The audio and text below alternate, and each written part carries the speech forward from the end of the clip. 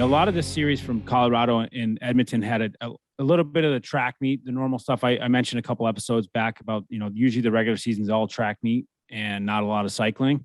I felt like Edmonton did a really good job of doing both. On turnovers, they got the puck transition very well. But what I liked about their game was they added both. They had some great cycle plays here. And a guy that I liked a lot in this series, obviously he did a hell of a job with points wise, but these little things I started paying attention to, like setting picks and cycling the puck. And I feel like it's a little bit of a lost art in today's game. You see one guy come out of the corner and then the F3 guy will just drive the net kind of blindly and see what happens.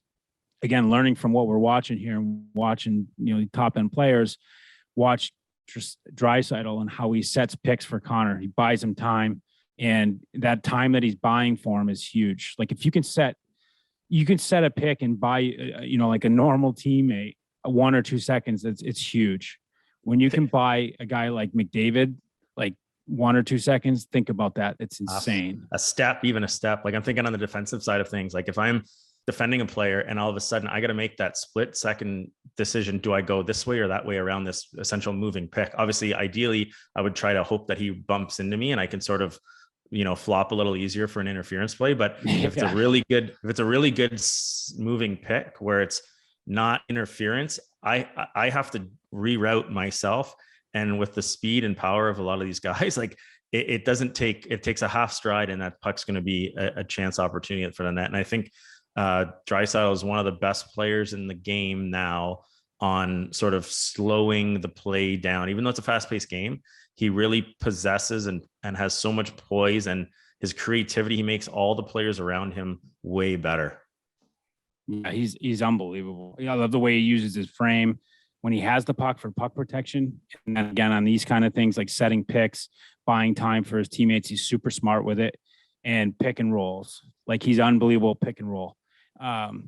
He doesn't just stand there. He gets open after, and in the space that he frees up and the time that he buys, it usually winds up buying him dividends back. Again, I thought they did a great job rolling off. They made a lot of great plays coming out of the corner. And, there's even a couple of times I've seen some D in there, CC's in there setting picks, buying time and space for McDavid to create something out of the corner. And that's another thing, again, watching the trends and watching what you're seeing. If you're watching these games live, at least for me, when I see it, I'm like, how many times did I watch McDavid come out of the corners with full speed? Now that's something that would ring a bell to me. Be like, that's something I should work. That's a pattern I should work on. I should work on what that takes to come, roaring out of that corner, attacking. And I'll bring it back to last week's episode, the categories of the zone. How to come out of category 1, attack in category 2, and get these better faces of the net.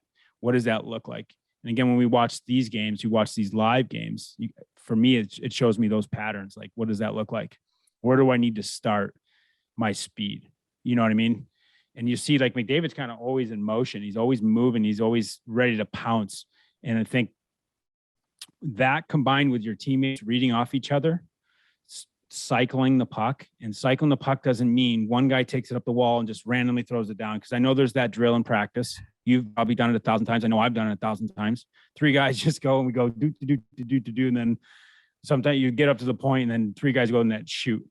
This is more something I'm more passionate about. It's like running these cycle drills as a coach, like 3-on-2s down low. You started in a certain position again where the forward comes out from behind the net. And then the other 2 players got to move around, set picks, try to get that player freed up. And you start moving on those pick and rolls and seeing what they look like live versus, again, the 3-on-0 drill where you just go in a big circle.